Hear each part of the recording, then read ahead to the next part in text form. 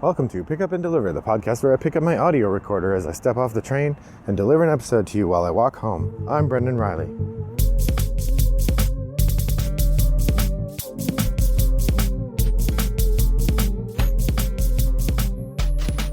Well, good afternoon, listeners. It's a lovely day here in suburban Chicago. The weather is nice and warm. The sky is a little overcast, but not anything unpleasant. I'm wearing a light jacket, but I probably don't need to. It's great. Spring has sprung. At the beginning of the year, I mentioned that I was going to be trying some new stuff in the podcast. I've already tried one new episode type, and I'm going to try another one today. The new episode type that I tried at the end of February, I did a film roundup. So I had one episode where I'm not really talking about games at all. Instead, I'm just talking about movies I watched in the last month. And I've decided the other alternate format episode I'm going to try to do once a month is a book roundup, where I talk about what I've been reading in the last month. And generally what I'm going to do is talk about what I've been reading since the last time I did one of the book roundup episodes. I might not do these every month. It depends. I set myself a reading challenge of at least one book a week this year. And so far I'm on track, but you never know. So I may not do these all the time. And so I think what I'm going to do is I'll talk about the book that I read recently and give you a quick synopsis, not just of what the book was about, but rather sort of the high points for me of the book. And then I'll maybe talk about one game it makes me think of, because this is a board game podcast and I like to talk about games. So why wouldn't I mix that in? Yeah, so that's the way I'm going to approach this. Won't you come along with me? Well, you're already stuck. So by the time you decide you don't like it, the episode's over, because it's a 15-minute podcast. Bing, bang, boom. All right, so to start off, I may have mentioned a couple of these titles over the course of the previous month, but I'm going to talk about them again in a little bit more detail. First book I want to talk about is Joe Haldeman's The Forever War. Now, this is a reread for me. I read The Forever War first sometime in the year 2000 maybe, or perhaps 2001. I read it for the first and only time previously in a graduate literature class at the University of Florida, where we talked about science fiction. And the book we read was The Forever War. So if you don't know this book, it was written in the early 80s or mid 80s, and it is a metaphor or an allegory for the Vietnam War. It was written by Joe Haldeman, a veteran of the Vietnam War, and the premise is humankind has started exploring space. We found these jump gates that allow us to move faster than light around the galaxy, and we found an enemy. We found another race of beings also moving around through these gates, and we got in a fight with them, and now we're at war. And the whole idea is the whole engine of the economy on Earth is built around generating technology and people to go into space and fight these aliens for our survival. The main character is recruited out of college after he graduates college. He's a physicist, and he's recruited to go be a Marine in the fight against the aliens. And basically the way the book evolves is that you are conscripted for 5 years of subjective time. So 5 years of the life that you experience in the military. But because you're traveling at close to light speeds and you're traveling to faraway galaxies, you end up time dilating in a way that you age much more slowly than the people on Earth do, and you end up having massive amounts of money, because the idea is you keep getting paid on a regular schedule into a bank account, which then accrues interest, and so you end up with a ton of money to spend, and whenever you come back, you blow it all on extravagancies, and then you go back out. And the whole idea also is that it's incredibly dangerous. Very few people even come back from their first mission, and so that's it. It's called The Forever War because the main character ends up going out several times, and each time he comes back, it's been a longer and longer jump into the future, and society has changed around him. He also keeps getting promoted because he's the oldest person in the military, and it wouldn't be appropriate to send out someone who's 600 years old as a sergeant or something. So he keeps getting promoted because he's old. So the book has some elements in it that are really prescient. In the 80s, Haldeman imagines a world where we're much more flexible about sexual relationships, that he imagines homosexuality in fact becoming the dominant form of sexual relationship because Birth control is easier to do then. And in that kind of world, all children are born with clones. There's some stuff in there that's a bit problematic as well, but generally it's a fairly progressive book. And the things that are problematic now definitely would have been progressive at the time. So the idea of the novel really does go back to the core tenet of, like, say, MASH, like goddamn army. Like, really, there's no positive element of the military service. It's just about trying to survive to get back home. Haldeman's a great writer. It's a very involving novel. The military scenes are exciting. The rest of it is moving and dramatic. And over the course of the novel, it works out really well. And I read this again because I found it on a free shelf as part of a trilogy. He wrote 2 other books much later that are follow-ons to the Forever War. I think it's called Forever Peace and Forever Free. And those novels I haven't read before, and I will read them at some point. I don't know that I'm keen to start them right now, but I'm looking forward to reading them. So overall, I guess if you haven't read Forever War, I would recommend it as good reading if you want to build up your history of science fiction library. That said, it is very much a dude's book written by a dude for dudes. I mean, I certainly don't imagine the people who wouldn't call themselves dudes would enjoy it. I think there's plenty to enjoy there, but it does not provide much room for other perspectives or attempt to introduce those other perspectives. All right, the second book I want to talk about is from Stephen Farber. This is called Outrageous Conduct, and that's got a long subtitle, something like Art, Ego, and the Twilight Zone Disaster. And this is about, I think I mentioned on the podcast before, the disaster that happened on the filming of the John Landis segment of the anthology film The Twilight Zone, the movie from the 1980s.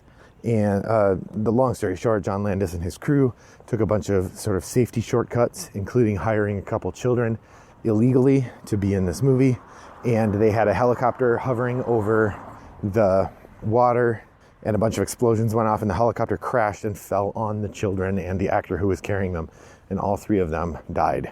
And it was about this. So this book is about how it came to be that happened, and what it meant in the aftermath for the people who were involved, particularly John Landis and 3 other people involved in the filming of the movie were charged with manslaughter, and there was a trial and so on.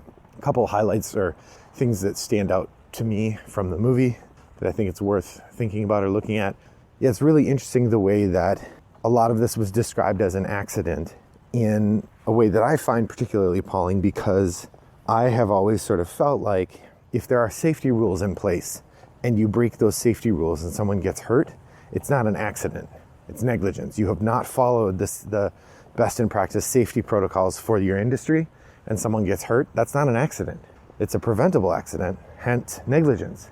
But that is not the finding that they ultimately had. Also, this really gives a different view of both John Landis and Frank Marshall, who was Steven Spielberg's producer and was on the set the day that happened. Frank Marshall basically left the country for 3 years in order to avoid getting subpoenaed for the trial, and he avoided it. Really pretty disgusting.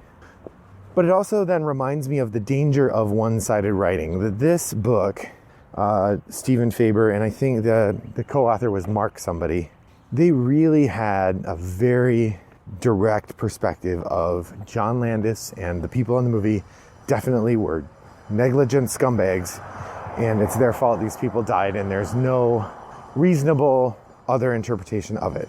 And that's threaded throughout the book in strong language in a way that, makes it really impossible to have any other view coming out of the book. And while I feel like I can see through some of that, I also feel like it is definitely slanted, and I would be interested to read a book written in the more positive perspective to see maybe what this author is not saying as much about or neglecting. And I think the book was also about 30 pages too long. It comes in at around 250, maybe even 50 pages too long. I think it could have been shorter and still packed most of the punch. Really interesting discussion of the idea of what's going on in Hollywood in the early 1980s, of safety on Hollywood sets, framed through this particular event. Worth a read, I think, if you're interested. That's Outrageous Conduct is the name of it, with a long subtitle. All right, the third book I want to talk about, I'm not going to talk about very much because I did talk about it before in this podcast, and that's The Fifth Risk by Michael Lewis. The Fifth Risk is a really interesting book about, like I said, the problematic transition from the Obama administration to the Trump administration in 2016. And that's the heart of it. So or in 2017, I guess. If you're interested in government, this is an excellent read, although infuriating. But Michael Lewis does a fantastic job of finding interesting stories and helping you understand big ideas through detailed stories. That's his bread and butter. That's what made Liar's Poker work. That's what made Moneyball work. That's what made The Big Short work.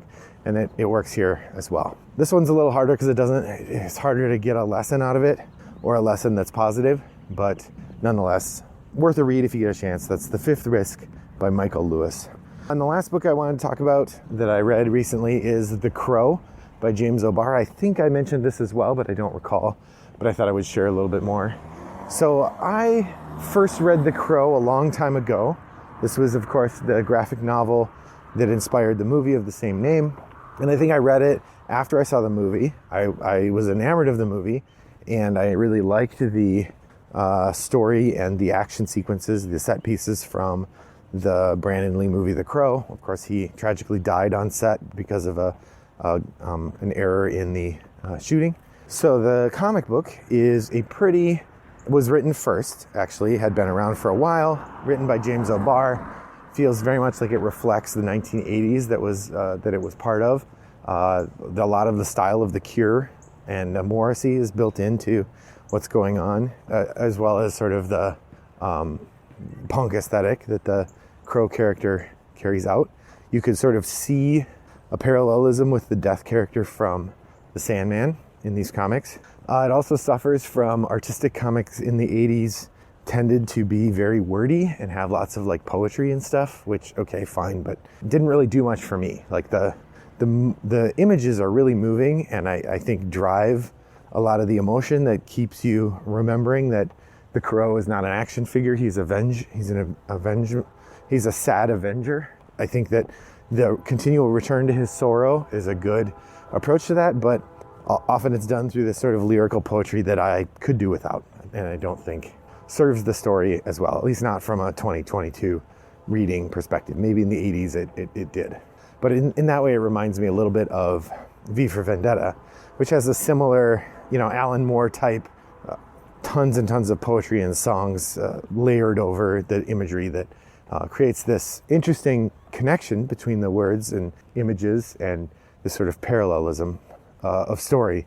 But ultimately, it's the action sequences that make The Crow entertaining and worthwhile.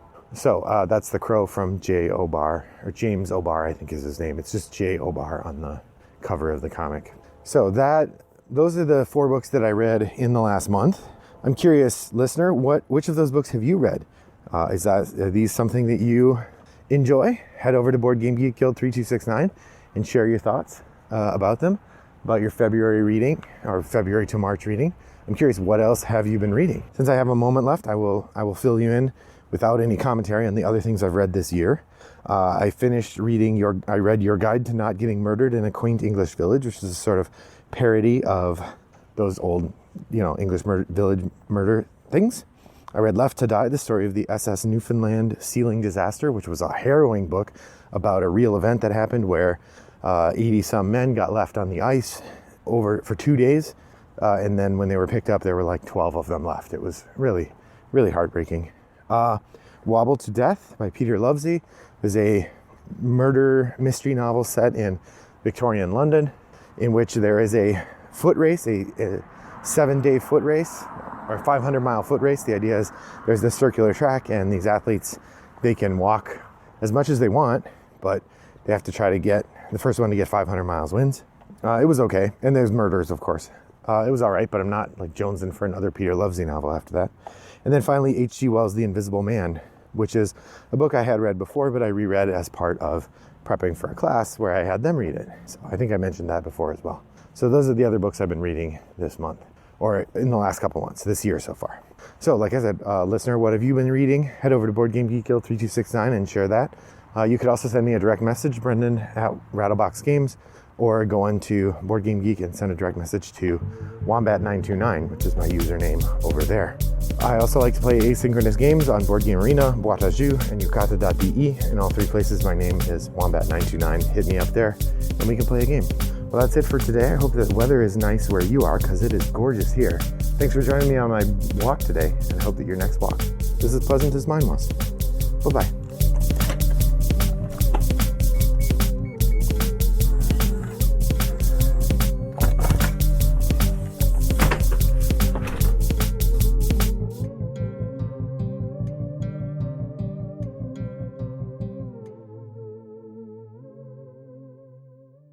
Brought to you by Rattlebox Games.